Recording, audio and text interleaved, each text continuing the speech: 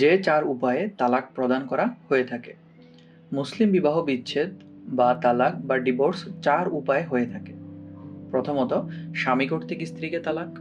দ্বিতীয়ত, স্ত্রী কর্তৃক স্বামীকে তালাক। তৃতীয়ত, উভয়ের সম্মতিতে অর্থাৎ উভয়ের দ্বারা তালাক। এবং চতুর্থত, আদালতের মাধ্যমে তালাক বা বিবাহ বিচ্ছেদ বা ডিভোর্স।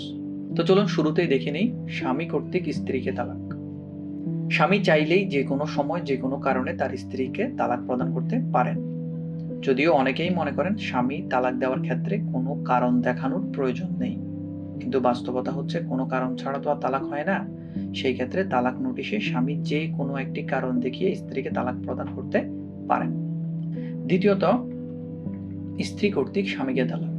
স্বামীর মতো স্ত্রীও চাইলে তার স্বামীকে তালাক প্রদান করতে পারেন, কিন্তু তার জন্য বিবাহের সময় যে কাবিননামা প্রস্তুত করা হয়েছিল তার 18 নম্বর কলামে স্বামী কর্তৃক স্ত্রীকে সেই অধিকারটি দিতে হয়, যার ফলে স্ত্রী তার স্বামীকে চাইলে তালাক নোটিশের মাধ্যমে তালাক প্রদান করতে পারেন।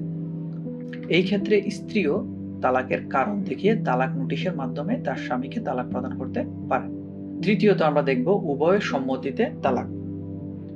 অনেক দম্পতি আছেন, তারা যখন বুঝতে পারেন যে তাদের দাম্পত্য সম্পর্কটি আর কন্টিনিউ করা সম্ভব নয় বা তাদের মধ্যে একটি অস্বাস্থ্যকর সম্পর্ক বিদ্যমান, সেই ক্ষেত্রে তারা একে অন্যের বিরুদ্ধে নোটিশ বা মামলা মোকদ্দমা বা কাদা ছোড়াছুড়িতে না জড়িয়ে পারস্পরিক সমঝোতার ভিত্তিতে তালাক বা ডিভোর্স প্রদান করে থাকেন। এটিকে খোলা তালাকও বলা হয়ে থাকে। কোনো তালাকই সুন্দর নয়, কেননা তালাকের মাধ্যমে একটি সম্পর্কের ইতি ঘটে। তাই কখনোই তালাককে আমরা সুন্দর বলতে পারি না, কিন্তু তালাকের যতগুলো উপায় রয়েছে তার মধ্যে এই উপায়টি হচ্ছে সবচেয়ে সুন্দর। কারণ একটি সম্পর্ক যখন থাকবেই না, যখন তালাক অবশ্যম্ভাবী, তখন যথাসম্ভব সুন্দরভাবে এর থেকে বেরিয়ে আসা উচিত। কিন্তু আমাদের দেশে বেশিরভাগ ক্ষেত্রে দেখা যায় যে স্বামী কর্তৃক স্ত্রীকে তালাক কিংবা স্ত্রী কর্তৃক স্বামীকে তালাক দেওয়া হলে সেটি কেন জানি শুধু তালাকেই সীমাবদ্ধ থাকে না, বেশিরভাগ ক্ষেত্রে সেটি আদালত পর্যন্ত গড়ায়। যাবতীয় নির্যাতনের মামলা, যৌতুকের মামলা, দেনমোহরের মামলা, ভরণ পোষণের মামলা, অভিভাবকত্বের মামলায় জর্জরিত হয়ে দুইজন ব্যক্তি পরস্পরের প্রতি যে শ্রদ্ধা ভক্তি এবং দুই পরিবারের মধ্যে যে একটা সম্পর্ক ছিল সেটিকে জলাঞ্জলি দিয়ে থাকে। এমনকি তাদের যদি সন্তান থেকে থাকে সেই ক্ষেত্রেও সন্তানের ভবিষ্যৎটা অনিশ্চিত করে ফেলে। কিন্তু উভয়ের সম্মতিতে খোলা তালাক বা ডিভোর্স হলে সেক্ষেত্রে তারা পারস্পরিক সমঝোতার ভিত্তিতে বিরোধীয় বিষয়গুলো নিষ্পত্তির মাধ্যমে সুন্দরভাবে আলাদা হয়ে যেতে পারে। এইসব ক্ষেত্রে মামলা হওয়ার সুযোগ খুব কম থাকে, এবং যদি তাদের সন্তান থেকে থাকে সেই ক্ষেত্রে তাদের সন্তান কার কাছে থাকবে সেই বিষয়টি সুন্দরভাবে নিশ্চিত করা যেতে পারে।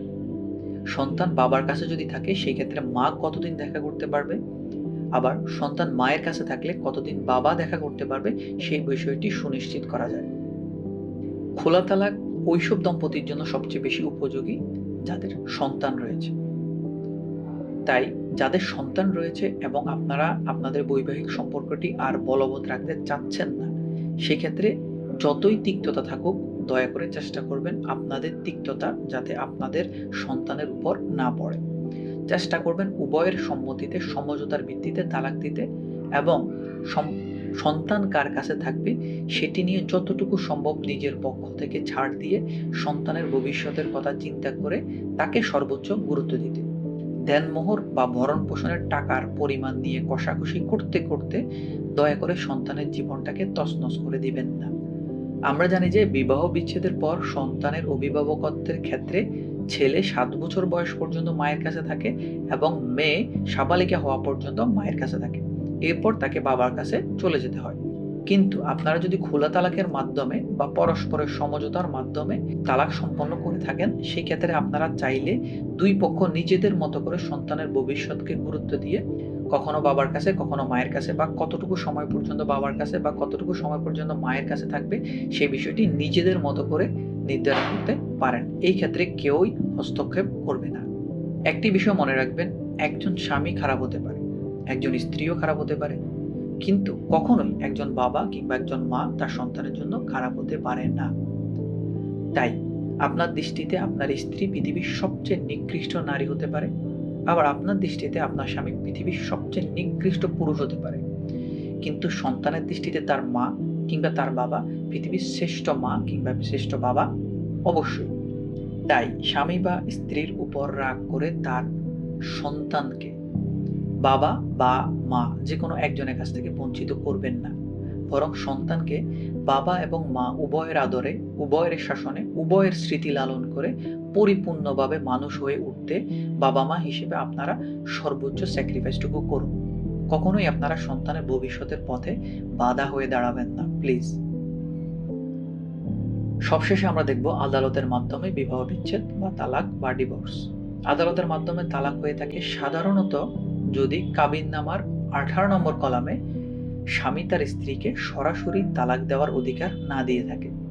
সেই ক্ষেত্রে স্ত্রী আদালতের মাধ্যমে তালাক দিতে পারে বা অন্য যে কোনোভাবে বিবাহ বিচ্ছেদ আইন 1939 বা পারিবারিক আদালত আইন 1985 এর অধীনে মামলা দায়ের করে বিবাহ বিচ্ছেদ ঘটাতে পারেন।